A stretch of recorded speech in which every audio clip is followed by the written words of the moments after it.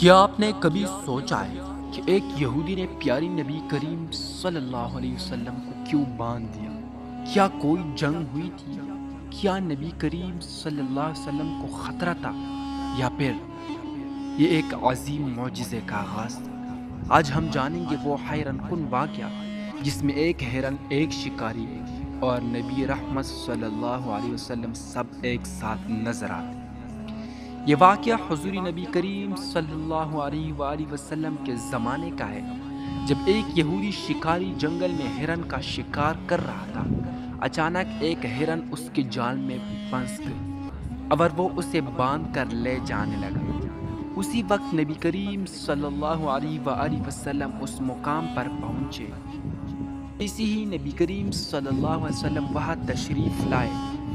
ہرن نے کلام کیا، یا رسول اللہ صلی اللہ علیہ وسلم، مجھے ایک موقع دیجیے، میرے بچے بھوکے، میں انہیں دودھ پلا کر واپس آ جاؤں گا۔ شکاری نے حیرانی سے کہا، یہ ہرن وعدہ کر رہا ہے اور آپ صلی اللہ علیہ وسلم اس پر یقین کر رہے ہیں۔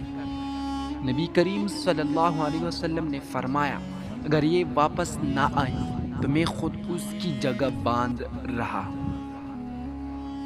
یہ واقعہ مدینہ منورہ کے قریب کسی جنگلی مقام پر پیش آیا، جب نبی کریم صلی اللہ علیہ وآلہ وسلم اپنے اصحابہ کے ساتھ سفر پر۔ یہ وہ وقت تھا جب اسلام دنیا کے دلوں کو نرم کر رہا تھا اور ہر مخلوق نبی رحمت صلی اللہ علیہ وآلہ وسلم کی مہربانی سے واقف ہو رہی تھی۔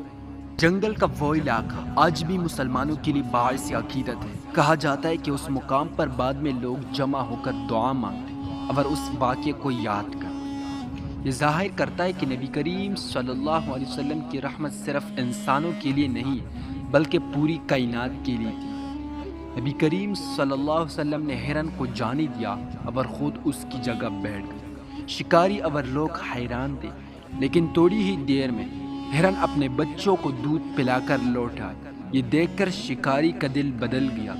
اس نے ہرن کو آزاد کر دیا اور نبی کریم صلی اللہ علیہ وسلم کے اخلاق سے متاثر ہو کر اسلام قبول کر لیا۔ یہ تھا نبی کریم صلی اللہ علیہ وسلم کا معجزہ جو دل کو بدل دیتا تھا۔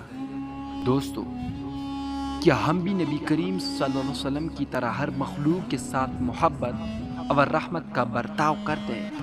اگر آپ کو یہ واقعہ خوبصورت لگا تو ویڈیو کو لائک کریں اور چینل کو سبسکرائب کریں اور کمنٹس میں لکھیں، یا رسول اللہ صلی اللہ علیہ وسلم، ہمیں آپ کی سیرت پر چلنے کی توفیق عطا فرمائیں۔